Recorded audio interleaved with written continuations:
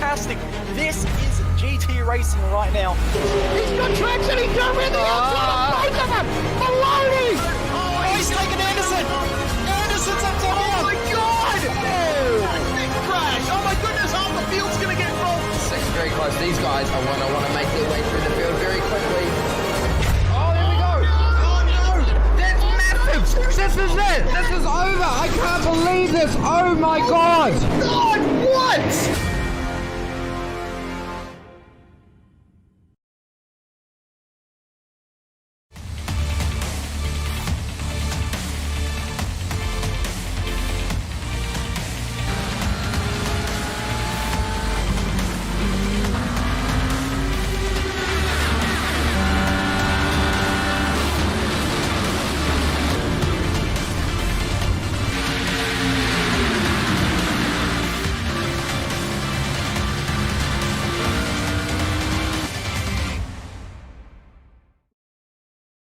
Yeah, so we're using the VRS Direct Force Pro this year. We have a wheel adapter right here, so I'm using the rim I used last year, but the motor right here produces a lot of power, a lot of precision, and it helps me, just feel the car more, feel the car a lot quicker, especially, this week we're at Sonoma. I can feel it, when it hits the curbs, any little change in the car, the wheel reacts a lot quicker than your typical gear-driven or belt-driven wheel. For example, if you're on oval and the rear tires break loose, force feedback on it corrects a lot quicker than your typical wheels. There's no resistance pretty much as far as being able to make quick corrections on the wheel. So all that, paired with how precise the wheel itself is, it makes it to where it helps you as a driver, to find that extra hundredth or thousandths of a second. So when you're getting a direct drive wheel, especially the VRS wheel, it's heavy duty. It's got good weight to it, it's not a plastic toy. Feels like you can really beat up on it. A lot of people have issues with their plastic gear-driven wheels just kind of breaking after a couple years. This thing just feels like it can go forever. The forces are really strong where if you might have to let go of the wheel if you get into the wall. You can adjust all that with the settings on it and stuff, but the wheel itself doesn't play around. It's got way more strength than you could ever need, and that's what makes it good, that you can adjust that down to whatever the car needs. So initially you'll be able to get the controller box and the motor together, and eventually you will be able to add a rim onto that option. They'll also be including a button plate on it to put on the rim to have all sorts of different buttons and functionality. Also, pedals are coming, so that's a pretty big deal as well. Hasn't been covered too much, but the goal is to also have pedals to go along with the Direct Force Pro. So that's pretty exciting. The wheel feels good. It feels very much like a real world steering wheel. You just kind of feel like what you would imagine the car to feel like. A real steering wheel in a car is very smooth, it's very direct, very quick, and that's what this wheel feels like.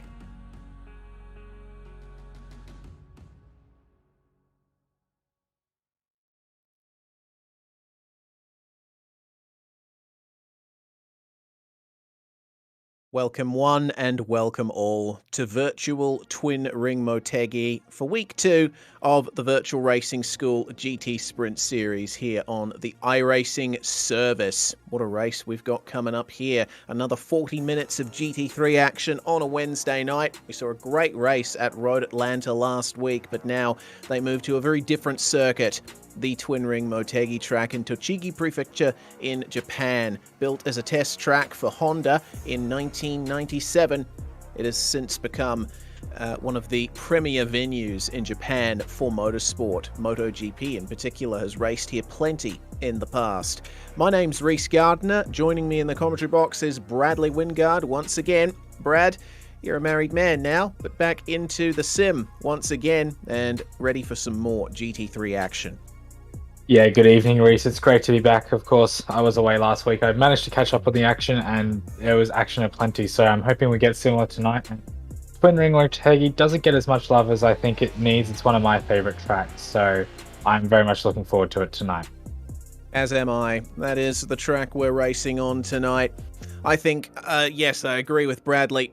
Very underrated on the iRacing service. Not as many people race here, not as many people buy this track, but I think it's certainly worth it. It's certainly a very stop-start layout with not much in the way of elevation change, but it's got some great flow to it, particularly through turns 7 and 8, and it's very good for overtaking as well. There's plenty of heavy braking zones into hairpins at this track.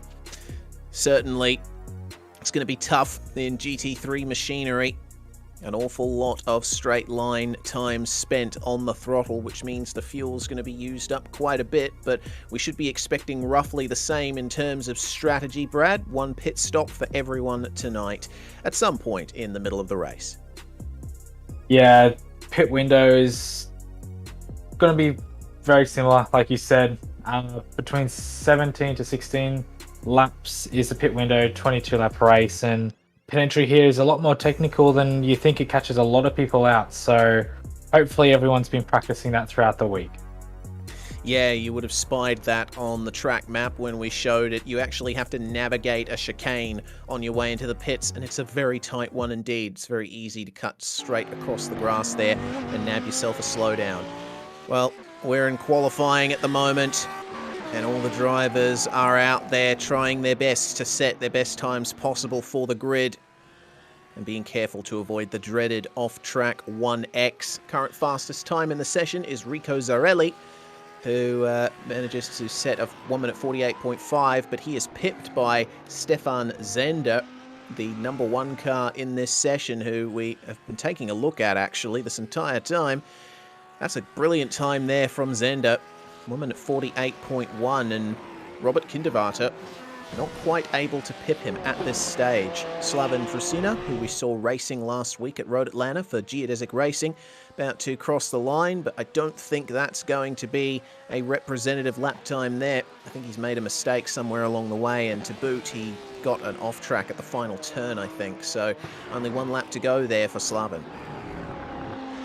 Yeah, off-tracks around here are plenty. There's a lot of technical corners for what is relatively a point-and-shoot sort of track, like you said, up through turns 7, 8, 9 towards the top of the circuit. It's very easy to get an off-track, and through the final chicane as well.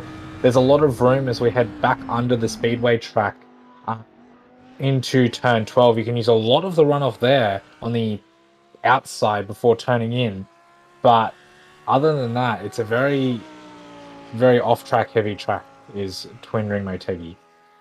Yeah, and you can see that the curbs here are very narrow as well, so the drivers don't have much room beyond the tarmac to work with. They do under that bridge, though. There's a nice bit of tarmac on the right that you can use to widen up your entry into the last couple of turns, as Rico Zarelli demonstrates.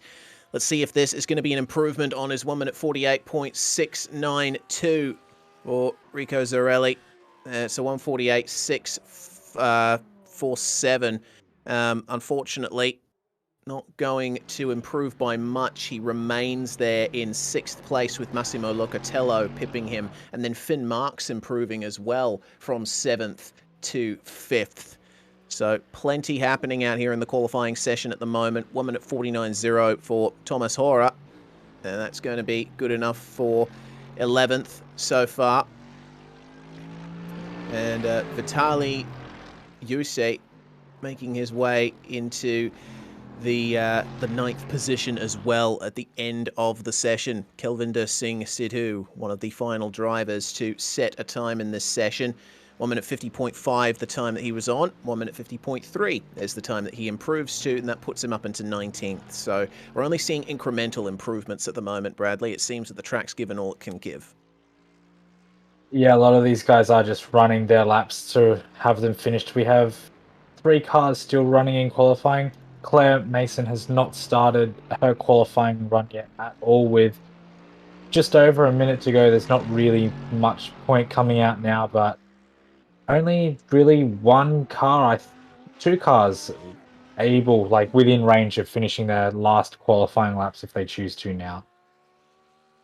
Yeah, seems that way. Well, Ferran Serra Kirkos is probably going to make his way across the line in time. Yeah, I think with 40 seconds to go, he's got plenty of time to make it to the line. 1 minute 49.7 is the time that he's currently on, and sits in 14th right now. Is this going to be an improvement for the number 9 car in this session? We'll find out momentarily. And it looks like it is going to be an improvement. 149.5.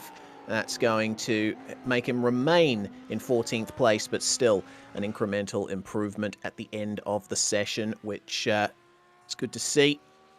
But as the session ticks down, the timer will hit 0, and then we can get into our 40 minutes of racing action, which means we can go through who is on our 24-car grid. It's Stefan Zender, who takes pole position from Robert Kindervarter. Starting off row 2 is going to be Junwon Choi and Daniel Edmonds. Finn Marks and Massimo Locatello rounding out the top 6. Then it's Rico Zarelli and Marco Paviera on the 4th row, with the top 10 rounded out by Vitaly Yuche and Thomas Hora, with Vincent Martin and Ginger Slavenberg rounding out the top 12. Victor Garmain and Ferran Serkos in 13th and 14th, with Michael Hockey and Todd O'Neill behind them on row 8. Richard Dempsey and Nikolai Thomas rounding out row 9. Kelvinder Singh Sude, in row 10 next to Thomas Orthoff, Stephen Kirby and Adrian Block in row 11, Slavan Persina and Claire Mason rounding out our 24 grid. Claire, the only car not to qualify. Indeed. So that's going to work out most of our field there. And for the time being, the drivers just waiting for the session to tick over. There is a grace period for drivers to finish their qualifying laps once they've started, it seems. But for the time being, the majority of drivers out on the grid, making their way down to the fourth last turn on this track. Motegi is one of those circuits where the grid is started on basically one of the back straights leading up to the end of the lap. The drivers won't have to spend much time there on the formation lap before the pace car comes in. But start's going to be critical here for Stefan Zender. He needs to get as good an exit as possible out of the final turn and hold on to that position coming through the first couple of corners. And the first two turns here at Motegi, it's basically a single double apex corner, if anything. It's going to be critical to get the line right through there, because if you get compromised and there's a bit of understeer on your car, then you're not going to have a good time. Yeah, turn 1 and 2 at Twin Ring remind me of, I'm going to get the corner number wrong, but the double right-hander at the Sepang Grand Prix circuit. It's very quick, slightly slower here, but very quick double apex right-hander, and it's surprisingly difficult to get right, especially on lap 1. Yeah, that it is. We'll have to wait and see how the drivers tackle it, particularly in the midfield, because it looks like a pretty packed field of cars here for VRS GT at Twin Ring Motegi. So the pace car into the pits now. And it's going to be Stefan Zender who leads them away. When does he decide to go? Right at the apex of the final turn. Gets a good jump over everyone else. Robert Kindervater is able to keep Junwon Choi behind as we go green at Twin Ring Motegi. Everyone piling into the first turn now. And it seems like a good line from our top 5, but side by side between Zarelli and Massimo Locatello. Locatello gets the run as there's a spin up, and that's going to be Vincent Martin in the McLaren in the background there, just going around at the exit of turn 2. Not exactly what you'd want out of that. As we flick our eyes further forward, the field has settled into something resembling a rhythm. And oh no, there's another spin up out of turn 4 and 5. Tomasz Hora, he's gone around in his Mercedes. I'm going to check back to see if there was contact. It looks like there wasn't. He just spun on his own. So we've already got a few casualties here, Brad. Yeah, those first two, they're not quite a double apex at 3 and 4, but they almost are. I've really caught everyone off. Both spins for Vincent Martin and Thomas Hora were both self-inflicted. So these curves, like you said, are very narrow, but they are catching drivers out very early on with how much grass they're taking on exit. Well, Stefan Zender untroubled by any of that. He continues to lead as we check out the Porsche making its way through. Junwon Choi chasing down Robert Kindervater for second place. The two Audi R8s at the front of the field are starting to pull a little gap here. Looking back from Kindervater at Choi. And Junwon has quite a few cars behind him there looking to grab that position. It's Daniel Edmonds, Finn Marks and Massimo Locatello in a group behind, but the majority of the field has formed single file now, and it seems there's pretty stable gaps between the cars. Not so stable for the Lamborghini of Daniel Edmonds. He's going to open himself up to an attack from Finn Marks into the first turn, and it's nice and wide here through turns 1 and 2. Finn Marks gets the job done on the entry to the corner, and maybe a little bit of contact on the exit. Daniel Edmonds is going to have to yield to that and still defend from Massimo Locatello here. A little bit of room is left on the outside, but Daniel Edmonds is going to keep that position for now. Yeah, turn 1 and 2 is wide enough for a 2-wide pass, and sometimes you can carry the momentum around the outside, especially when it's not quite as rubbered up as it will be towards the end of the race. Although the marbles. Turn 3 and 4 though, not a 2-wide corner at all. If you go 2 wide through there, you absolutely sacrifice your run down into turn 5 before you head under the speedway and go up through this magnificent section of turns 7, 8 and 9 before the hairpin at turn 10 at the very top of the circuit. Yeah, this beautiful flowing air spend as we ride on board with the Audi, chasing down for the lead.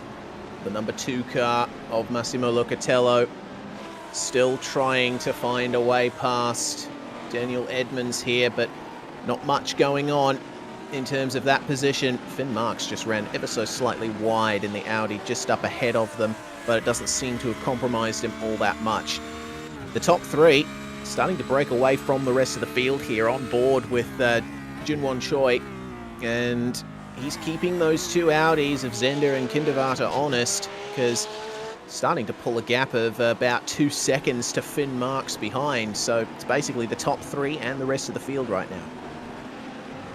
Yeah, the Audis have been very popular recently. All the GT3 cars got a big overhaul with their tyres in the last build, and a lot of people who used to run the Audi are starting to go back to it, and I don't blame them because it's a good car. And Marks has gone around again at turn 1. Oh no. After that, running wide at the hairpin at turn 10, he's looped it all on his own, coming, well, essentially into turn 2. And he's now having to drop all the way to the back of the pack. That's a big shame. I just went back and checked that myself. We're going to check it on the Virtual Racing School replay too. Fortunately, no other cars were involved in that incident, but it came mighty close. So Finn Marks tips it into turn 1, but then the rear end breaks free right there, and he spins to the inside of the course, just about. Everyone making their way past him, staying tight in turn 2. But that's going to be a lot of positions lost there for Finn. Really the only thing he can do is reverse off the track. Here's what it looked like from Massimo Locatello's perspective. You'll see Marks spin right there, just up ahead, and well, there we go, avoiding action. Good stuff from those guys to keep it clean, despite what happened out there. Certainly GT3 can be notorious for big incidents, but we haven't seen many of those so far. Yeah, luckily there was just enough space on the inside, and 9 out of 10 times you tell drivers to hit the brakes when you have an incident, but the one time not to do it was then, and that was very well done by Marks to just let the car roll back and open up that inside apex. And I think that was a big part of it, not being a bigger incident, but very good avoidance by Daniel Edmonds and Massimo Locatello behind him right when the incident happened. Yes, indeed, good reaction times from everybody. But you see how the top 3 are in their own world at the moment, with Marks out of the picture.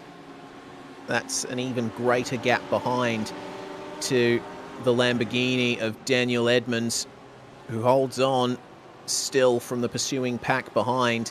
Doesn't seem like there's much in the way of close battle packs at the moment. The closest battle out on track is the top 3. Everyone else just separated by under half a second or so each. So I think we're going to have to wait until pit stop time to see if there are any passes being made down in the field. Right now, the top 3 is on, and it is on for second. You saw Junwon Choi getting into the bumper of Robert Kindervarter there. This Porsche is starting to get angry. Yeah, it's a magnificent car, is that Porsche. Running I'm going to say that's a kind of a Cup-inspired car. Of course, we've got the new 992 Cup car released very recently that runs a very similar livery to that. And deep under brakes into turn 5 was Junwon Choi, and he's dropped off a little bit up through the S's, but like you said at the start of the race, there's plenty of heavy braking zones to make a pass around this track. Into turn 10, down into turn 11 where they're heading now. Turn 1, turn 3, turn 5. So I think if Junwon Choi stays where he is, he's going to get past in just a matter of laps. Yeah, we'll have to wait and see. I mean, one thing that you always got to think about in these GT3 races is if you're up behind someone and they're proving difficult to pass, and Junwon Choi just ran a bit wide in the final corner there, so he's lost a little bit of time to Kindervarter. If he's having trouble getting past, he might as well lift and coast a little bit, fuel save, and try to shorten his pit stop while not losing too much time to the cars ahead. That's probably going to be the way to do it, and there's plenty of opportunities for fuel saving around here. Again, we mentioned the heavy braking zones, but plenty of long straights into slow corners, which means if you lift and coast behind someone, you're not going to lose much.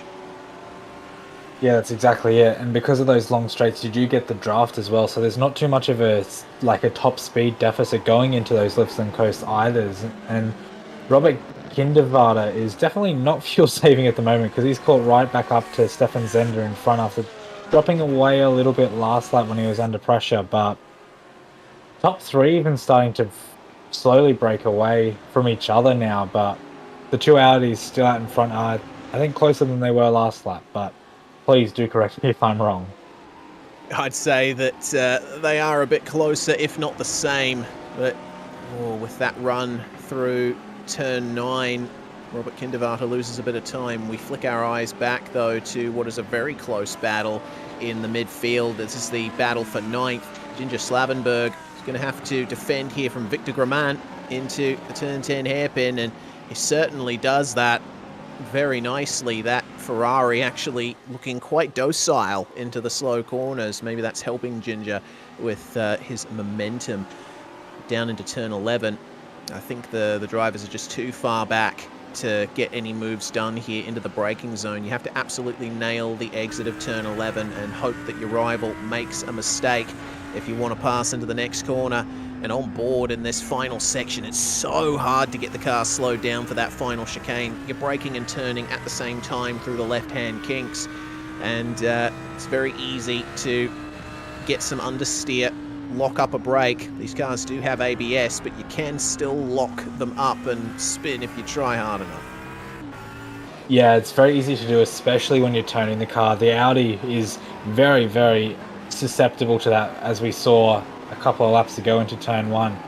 But Ginger Slavenberg is still leading this pack. He did pull a little bit of the gap through the chicane in turn 1 and 2, but Victor Gramain and Ferencvaros Serkos have caught right back up again. And I was going to make a joke that maybe Slavenberg was just a little bit ginger into the turn 10 chicane hairpin last lap. And that was exactly the response that I was expecting from you. But he's still driving very well, pointing the car in the right direction, and even if he is a bit slow into the chicane, he's getting the run down the hill into turn 11 that is saving him his position.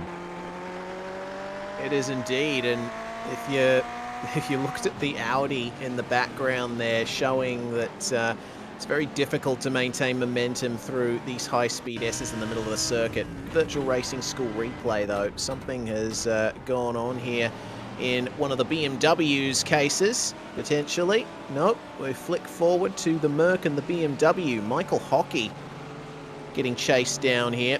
And what happened into turn 7? The pass was made, and showing that that's one of the places around this circuit where you can send one up the inside if you try hard enough.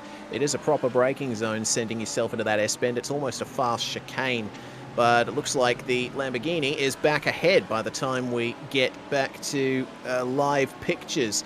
That's Michael Hockey and Todd O'Neill in the Lambo and the Merc respectively, and that's a great exit from Michael Hockey. Todd O'Neill just unable to keep up with him, and Hockey weaving to break the draft on the front straight. Flicking our eyes forward a bit to the exit of turn 1 meanwhile. Slavenberg, Graman and Kirkos all together. Coming into turn 3, you see how much Kirkos gains on entry into that complex, and this is the place where we saw the Mercedes spin on the first lap. It's pretty much flat out through that second left-hander in a GT3 if you get the exit right, but again, those thin curbs and the grass right by the side of the track can send you certainly a cropper. Yeah, it's so easy to do. I know I've done that many times, and there is that 1x out there waiting as well. If you save yourself from the spin and the 2x, you'll get one for your trouble. And up through the S's again, I was going to comment that going for a move into turn 7 is not a traditional place, but it is a late but heavy braking zone. And when you get it right, like we saw last lap, move into turn 9 as well is very optional. You got to do exactly that. Run the car out wide, kill their run into turn 10. Otherwise, they'll side by side and then inside for turn 10. And now Slavenberg's having to defend from Serkos into turn 10, hold him out wide on the exit, hopefully break his run. But I think Serkos has the better run down the straight. Yeah, it seemed he got to full throttle very soon there, and Slavenberg had to back out of it to give him room on the outside. So Kirkos then up a position now. That's going to be the top 10 for him, up to 9th for Victor Grumman. Ginger Slavenberg brought down to 11th place as they come around to begin lap 8. The top 3, meanwhile, they're still in their own little world, except for Junwon Choi. He's lost a ton of time to the top 2. We see our first couple of drivers on pit lane. Nikolai Thomas, one of them. And in the Audi, we got Thomas Orthoff. But I'm thinking about Vincent Martin as well. I'm thinking about Junwon Choi. When I flicked to him, he had a bit of trouble through turn 2. I think he's made a couple of mistakes over the last couple of laps. He got a big oversteer moment in the middle of turns 1 and 2. So he started to fall off the wagon a bit, the Korean. See if he can get it back together and avoid being swallowed up by Daniel Edmonds.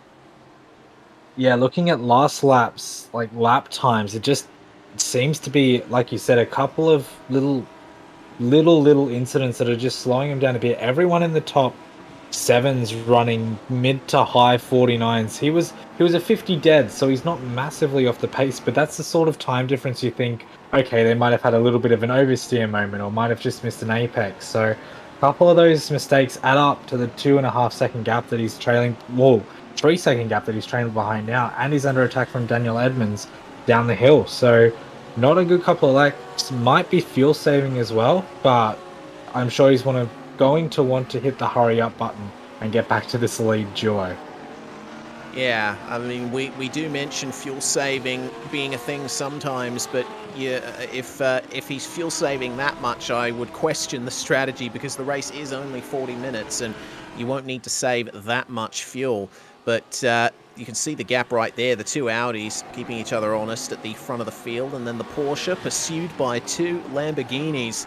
How do they go in turn 1 this time? They all managed to keep it nice and stable. But for Junwon Choi, this is going to be a tough one to try and stay on the podium. Another car in the pits, meanwhile. It's the Mercedes of Todd O'Neill, who we saw battling a bit earlier on with Michael Hockey. See how that works out in his battle against that. It's a good exit from Daniel Edmonds out of turns 3 and 4. He's going to try up the inside of Junwon Choi into the hairpin here. Later on the brakes is the Lamborghini, and does he pull it up in time? He does, but Junwon Choi getting on the throttle a little bit better. He can't get the run though. There's no room. Yeah, it's so difficult. You can over-under out of turn 5 into turn 6, but it's so easy to just chop the nose and absolutely kill your momentum. That was a very wide run out of turn 4 for Junwon Choi that gave Edmonds that opportunity, but he's been nearly a second a lap faster the last few laps. So now Massimo Locatello behind Choi in his Lamborghini is probably going to want to make quick work of it as well. Yes, well, he's going to have to count on Junwon Choi making another mistake here.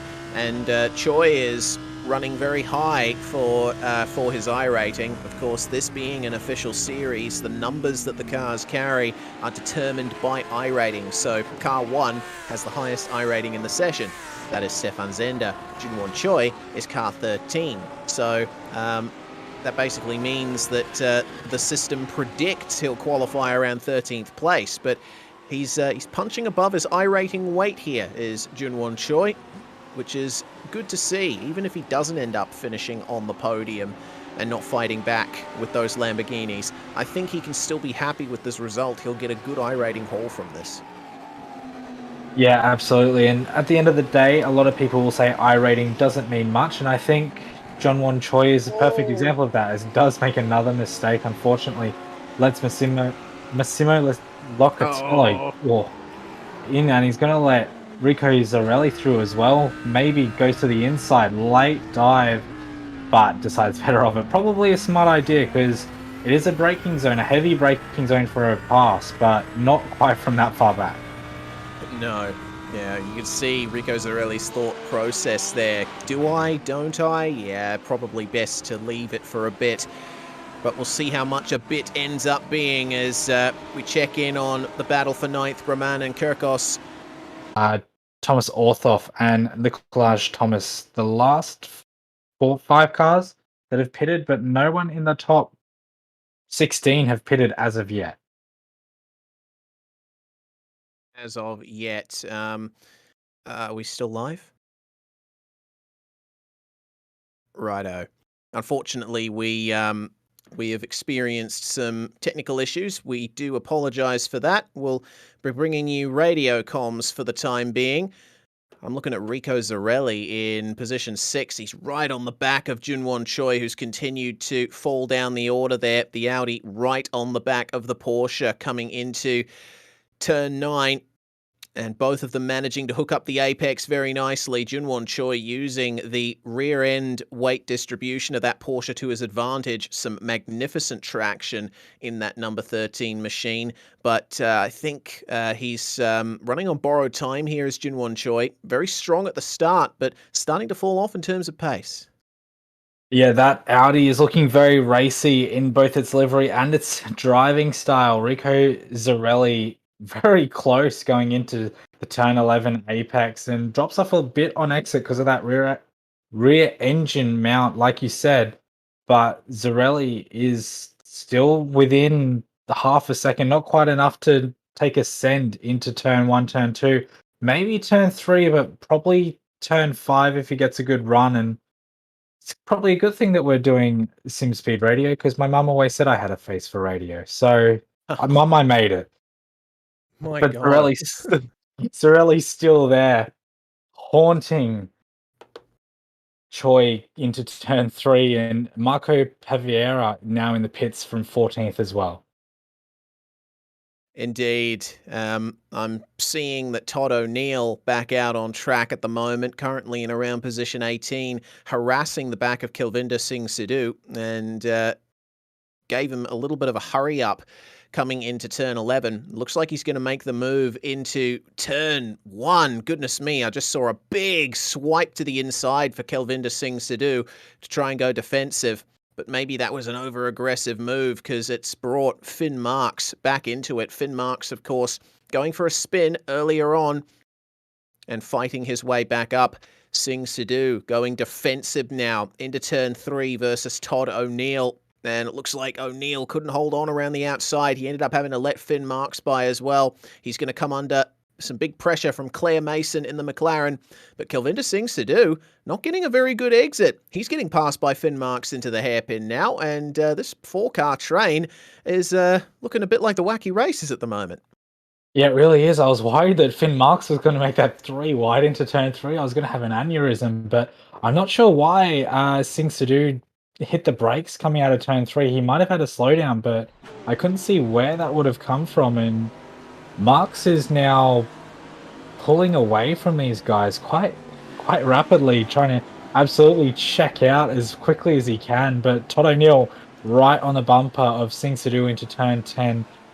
Looks to the inside, but not quite close enough for a move. And Claire Mason started last, is now in 20th, up 4 spots after her pit stop. It's just biding her time, just waiting for something to go wrong. And when you get in battle packs like this, when you go in turn 2 wide into turn 3, I think that's more of an inevitability than something that might happen. Yeah, indeed. Oh, goodness me, very deep on the brakes for Claire Mason. I think that Mercedes in front of her braking a little bit earlier than she expected, but manages to stay on the track and continue to try and work her way up in that McLaren, which is still one of the harder cars to drive in the GT3 class, despite that massive overhaul that all of them got. Coming out of the pits, meanwhile, the number 22 of Michael Hockey, and he was battling with Todd O'Neill before. They've been separated massively now. I think there's been a problem for Todd O'Neill somewhere down the line. That's quite the jump that Michael Hockey has gotten on him. So quite a few positions gained there as we look at Choi and Zarelli once again. This is a fantastic battle that these two have been having. Zarelli continually frustrated by Choi into every braking zone, and Junwon able to continue getting good traction out of the turns. Goes defensive, coming into turn 11. Zarelli on the racing line is going to get the run here under the bridge, potentially underneath the oval circuit. And tried almost up the inside into the last couple of corners, but could not get it done. It is possible to make a pass into the first part of the chicane, but it's heavily advised against because it is pretty much single file through there. It's wide enough for 2 wide, but it's more detrimental than going single file and copping a toe down the straight. And is that in the background? That's Ginger Slavenberg, who we were checking out a little while ago. Something's gone very wrong for him out of the final corner. Let's see how it all panned out. So in the Ferrari, up behind the Lamborghini and Audi that he's been battling with for so long. Just a bit too deep into the final corner. The traction control kicked in across the grass and around he went. Yeah, we see this time and time again. And while we were on that replay, Rico Zarelli has just gotten past Junwei Choi through turn 5. It was an excellent run down out of turn 4 and just made a perfect move of it. But Choi's not going to give it to him that easily. Tries to make it 2 wide through the S's, which is more than doable. See if he can carry the momentum up the hill. But I think, no, he leaves the inside open. I wasn't expecting that. I thought he spins. Spun by himself, did Zarelli. And Junwon Choi was showing the nose to him a couple of times, maybe just psyched him out. Yeah, must have, because he went unnecessarily deep into turn 8, and it was turn 9, sorry, and it was just his undoing. He could have run it side by side if he had to, and had the inside for turn 10, and just in the spirit of Audi, loses the back end under heavy braking, and is now down in what looks like 11th spot. That's a shame there for Zarelli. He'd been doing pretty well up to that point, but we check back in with the number 9 of Ferran Serra Kirkos, who is continuing to be frustrated by Victor Graman as we see Junwon Choi make his way into the pits for his pit stop with basically 2/3 of the race completed at this point. The Audi and the Lamborghini, they've been running line astern for the longest time. Maybe this late apex at turn 2 will help Kirkos here. Doesn't look like it has initially.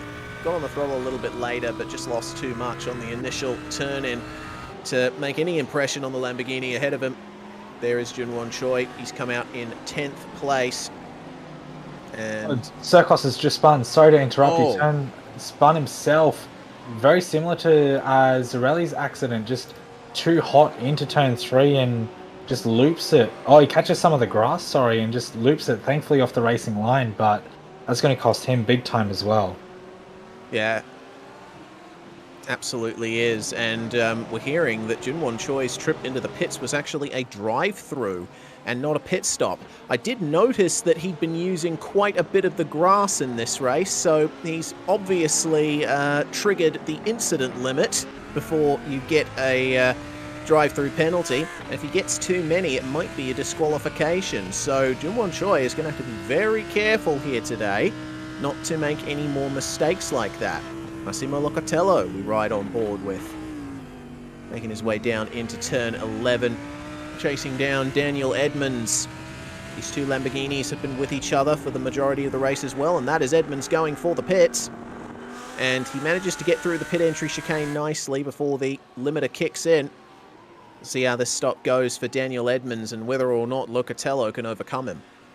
Yeah, I was going to say this is going to be an absolutely crucial lap for Locatello now. If he can get an extra half second. Who's that in the background? Michael Hockey's had an incident as well. Where's that? Turn 9. Oh dear. Seems that we've had a lot of drivers suffering spins here tonight. And Motegi, not the grippiest circuit out there by any means, but I think the flat and technical nature of this circuit is playing havoc with a few drivers' inputs. You see him spin around there, just the rear end got light under brakes and maybe a little bit too much of the curb on the outside on the way in. Just got a bit of a slide on and around he went. Big shame there. He would have certainly had a good run in his battle with Todd O'Neill as Choi comes out of the pits. He has taken an actual stop this time. And the number 11 just up ahead of him of Steve Corby. Yeah, we were talking about how Choi was number 13, and that's realistically where iRacing thinks he would finish, and he was pumping above his weight. He's now in 12th, so cruel hand of fate has been delivered to Choi this race in establishing a bit of balance, but not quite the way he was going for, looking to the inside, but decides better of it. Probably a smart choice. He is on cold, well, not cold tires, but was stationary in the box, so they have cooled down from race speed. Corby in front of him has been out on track for 6.5 laps since his stop, so his tires are at racing temp, and pits are now an absolute hive of activity. Yep, the leaders are in, Zender and Kindervarter. These guys have been pressuring each other all race so far. But there has been no change of position as of yet. They both come to a stop here in the first 2 pit stalls. Now let's see which one of them gets the jump, if any. Oh, that is a good exit there from Kindervarter. And that is basically the race lead secured there for Robert, overtaking Stefan Zender in the pits.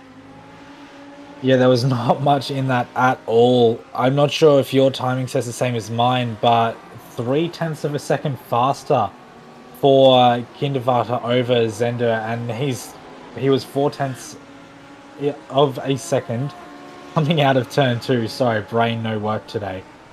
So that's definitely been what he needed, and these pit stops aren't massive, but if Kindervarter wins this race, you can put it solely down to just sticking with him and just maybe even fuel saving a bit. That's why he had the quicker stop. But in the end of the day, you take a win no matter how it comes. Yeah, exactly. And GT Racing has all of the strategy elements that you need to nail if you want to be successful in a series like this. So good stuff there from Robert Kindervarter. He's still got 10 minutes worth of defending to do versus Stefan Zender.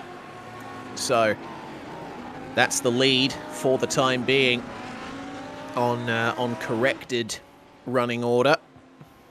Probably still got a few drivers out there waiting to come into the pits. One of them has made their way in. Massimo Locatello is in. And remember, he was battling hard with Daniel Edmonds just before, so this is going to be critical for that battle.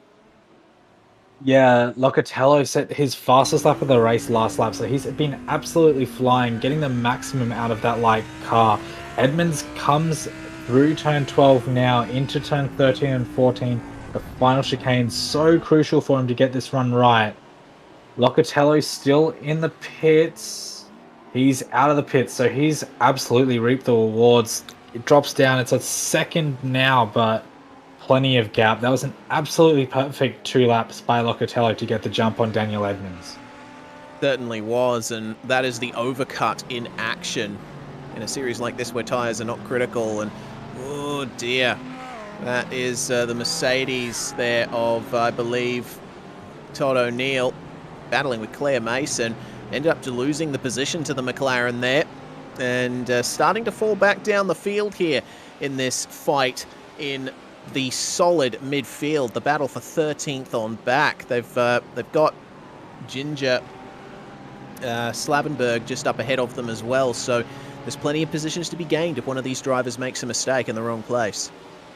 Yeah, we've seen plenty of mistakes today. They're only small ones, but it's costing drivers 6, 7, 8 positions at a minimum. So, especially if someone like Slavenberg at the front of this pack, you've got, 12th down to 16th all within 4 or 5 seconds, and then you've got 17th down to 21st just behind them as well. So one little spin through somewhere like turn 5 where he's just come out of, or turn 9 near the top of the circuit, and you're going to be dropping 9 or 10 positions just like that. So these last, what are we at, 7 minutes are going to be absolutely crucial for some of these drivers in this mid pack, as well as the 2 inseparable Audis at the front of this field. Yes, indeed. They're going to be coming up on a bit of lap traffic pretty soon. Rico Zarelli, who we saw have that off before, he ended up getting some rear wing damage from that, so slightly compromised in terms of pace, and the leaders are rounding him up by a few tenths a lap now. So if they come up to him in the dying minutes here, then there's every chance that Stefan Zender can take the race lead back, but they'll cross that bridge when they get to it. Zarelli a bit slow through turn 3, so that's brought the gap down even more before he gets lapped here by the two leaders, and it looks like he's going to let them by without much fuss, so they can continue their battle completely unimpeded. Yeah, that bridge for them to cross comes just before they go under the bridge. That is the oval layout of Twin Ring Motegi, hence the name. And I'm sure that Kindervart has just breathed an absolute sigh of relief, because the next lap car is Priscina 50 seconds up the road. So all things going as they should, not really an issue now. So that's probably one of the big benefits of a circuit like Twin Ring Motegi, is the first 3 straights are so long. Sorry, Mistake. It was a little bit of a wiggle there in the middle of turn 9, and he's going to have to go defensive here versus Stefan Zender. Tight on the way in. They both get on the throttle, and it seems that he's just managed to hold on. Yeah, that's the good thing about turn 10 is, even though it is such a tight corner, there's so many ways you can run it, and a tight approach doesn't necessarily mean an awful run. And thankfully it's happened there, not out of turn 1 or turn 2, because if it did, I think he'd be in a lot more trouble than he was just then. Yeah, saved by the slightly shorter straight length between turns 9 and 10. They come through the final corner. What a beautiful sweeping shot of this facility. It's in a bit of a remote location, is Twin Ring Motegi, as is the case with a lot of racetracks in Japan. But certainly it's one of the best circuits the country has to offer, in my opinion. Yeah, it doesn't quite have the elevation change or the flow of Suzuka, for example, but certainly a very serviceable venue that provides good racing in a lot of series. And knocking out the cones, these two drivers are pushing as hard as they possibly can to the finish. Both of them want to win this race. Stefan Zender, of course, taking pole position. He would have wanted to come away with a win, but that pit stop putting him behind Robert Kindervart now, and Kindervart could be poised to take a surprise victory here at Twin Ring Motegi today. Yeah, I don't think Stefan Zender's going to make it too easy for him, though. They've been using all of the track and some, on exit, running a little bit on the grass, and Zender again running wide, and looks up the inside of turn 9 way too far back, but bit of a psych out tactic. Hey, I'm still here, I'm looking, I'm going to send it soon, prepare yourself. Not quite a move, but it starts to get in the leading driver's head, and a mistake from Kindervart at the hairpin again really sets Zender up for a move into turn 11. It does, but it doesn't seem like the slipstream is strong enough for Zender to really get his eye in here for a pass. Oh no. Spin for Kelvinder Singh Sidhu. That's out of turn 5. Looks to me like that was all on his own, as has been the case with the majority of incidents today.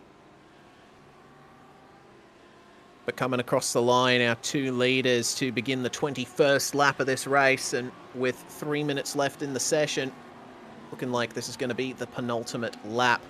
22 laps was the predicted race length, and it looks like we're going to get there.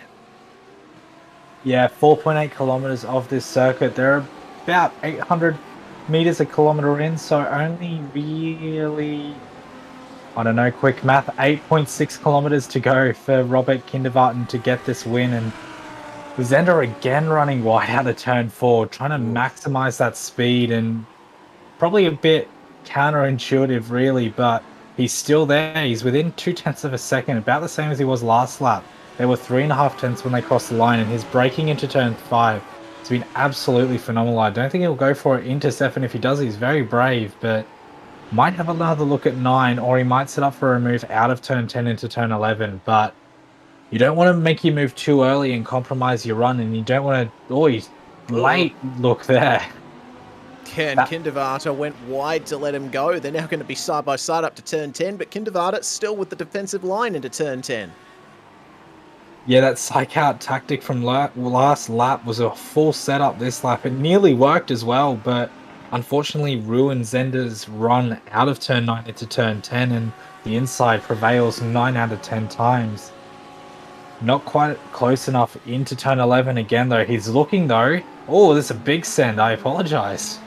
He gets alongside, and they're going to be side by side through the final turns here. Who's going to come out on top? Oh, Stefan Zender Around the outside of the kinks, gets the move done into the final chicane, and he's got the race lead back just in time for the white flag here in VRS GT at Twin Ring Motegi. Can Robert Kindervater fight back against Stefan Zender? Oh, he makes rear end contact with him in turn 1. Stefan Zender, though, avoids going for a spin, but that's a 4X, I think, for both of them. That is certainly going to sour relations between these two drivers, at least for the time being. I'm sure they'll have a chat about it after the race and sort it out between themselves, but the lead battle is by no means over here. Robert Kindervater can still come back at Stefan Zender if he gets his lines right. Down into the hairpin then. He's got the run in the slipstream, but he gets on the brakes a little bit earlier. Stay behind. Get the move done later in the lap, and there's less of a chance for Stefan to make his way back by you. Down to 7 and 8 now. This is where Zender set up his psych out move down the inside. Will Kindervater do the same thing here? I don't know if he's quite close enough, but I thought that last lap with Zender as well, and he sent it anyway. That's Finn Marks again, looped around at start of turn 4, and busy section of track, but we'll stay with this lead pack. Kindervater not quite close enough into the hairpin. All very slow by Zender. Parks it on the apex. Might try and get the run down the hill. Very smart though, just park it on the apex. Can't get up any momentum and pulls out early. Like a bit of a, hey, what the hell are you doing? And that move, I'm still in shock. That move at turn 12, 13 last lap was absolutely insane. And by the look of it, all things sitting as they are, if they keep it clean through turn 13 they go, 14 they go, it was a winning move, and what a move it was. Yep, Stefan Zender with that magnificent overtake gets it done and wins Virtual Racing School GT here at Twin Ring Motegi. Robert Kindervater coming home a very strong second. Both of those drivers can be proud of what they've done tonight. It's still on for 5th and 6th between Victor Gramain and Marco Paviera. And Gramain making it up from 13th to 5th. What a fantastic drive it has been for this Lamborghini driver. He will be rewarded with that 5th place. A very good result for the Frenchman here at Twin Ring Motegi. Bit of a headlight flash there from Paviera. It was a good battle between the two of them. We've still got cars coming across the line here, and Junwon Choi suffering issues right to the end. It looks like he is out of fuel, and that almost affects the battles behind him. Ginger Slavenberg's going to hold off Finn Marks, who spun on the final lap. Close finish between Todd O'Neill and Ferran Serra Kirkos as well. Both drivers that have had a spin or two today. For the time being, it seems that the majority of drivers have made their way across the line. Vincent Martin making it across the line in his McLaren. Can Junwon Choi make it across the line? Looks like he's just going to be able to make it, but he loses a few positions out of that as well. Come on, Junwon, you can do it, mate. I think everyone's just willing that car along. If this was real life, you'd get out and push the thing. Jack Brabham's Sebring style, but he's still going. 12Ks an hour is going to be enough to just carry him across the line. Last car on the lead lap. 16 seconds behind Priscina in 19th place. That's a shame for Junwon Choi. After starting third, it was looking to be a good night for him, but unfortunately just couldn't pull it off. There are the results then. It's a German 1-2 and 2 German cars, Zender and Kindervater, with Massimo Locatello rounding out the podium. Daniel Edmonds and Victor Gramain round out the top 5 in their Lamborghinis, with Marco Paviera bringing his Audi home in 6th. Vitaly Ucha, he made a mistake a bit earlier on when he was running in 5th. Could have been a top 5 for him, but he'll have to settle for 7th, with Richard Dempsey, Ginger Slavenberg and Finn Marks rounding out the top 10. Despite the spins we saw from Marks, it was a good recovery. Yeah, it absolutely was. Claire Mason finishes 11th, our biggest mover, up 13 positions from dead last on the grid. Todd O'Neill in 12th in front of Van Serkos, in 13th. Steve Corby in 15th. Adrian Vlock in 15th. Thomas Orthoff, Nikolaj Thomas, Vincent Martin, Slavan Priscina, and Junwon Choi. The last car on the lead lap after his running out of fuel dropped about 7 or 8 positions in the last 300 meters, but comes home 20th.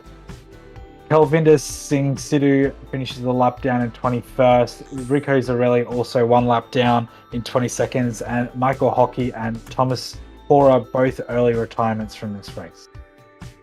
Unfortunate for them, but They will have another chance to have a lob at it next week when we go to the Hungaro Ring for round 3, the newest road track on the iRacing service. So good to see the Hungaro Ring finally a part of iRacing. It's a brilliant circuit, and it should put on some really good racing in the GT3s. It's twisty, it's got heavy braking zones, and certainly it will test the driver's mettle. Yeah, it absolutely will, but thankfully we don't have any rain to worry about yet, so no turn 1 shenanigans, hopefully. But Hungaroring it's a very difficult circuit, but GT3 cars around there are an absolute blast, so I cannot wait until next Wednesday night. Absolutely. You'll be able to catch us at that time next Wednesday night at 8 p.m. Australian Eastern Standard Time. In fact, we're switching to daylight saving pretty soon, so it's probably going to be 5 p.m. my time after everything is said and done, but you'll be able to catch us next Wednesday here on Sim Speed TV. My name is Reese Gardner. There's Bradley Wingard once again in the commentary box with me, and Jay Kennedy on production.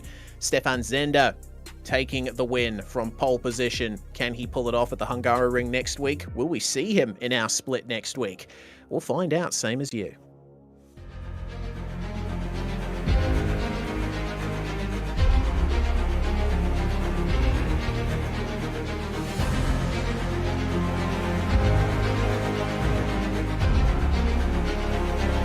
This is fantastic. This is GT racing right now. He's got traction. He's got really outside both of them. Maloney. Oh, he's taken Anderson. Anderson's up to Oh my God. Big crash. Oh my goodness. Half the field's going to get rolled. Six very close. These guys are going to want to make their way through the field very quickly. Oh, there we go. Oh no! That's massive! This is it! This is over! I can't believe this! Oh my God! God, what?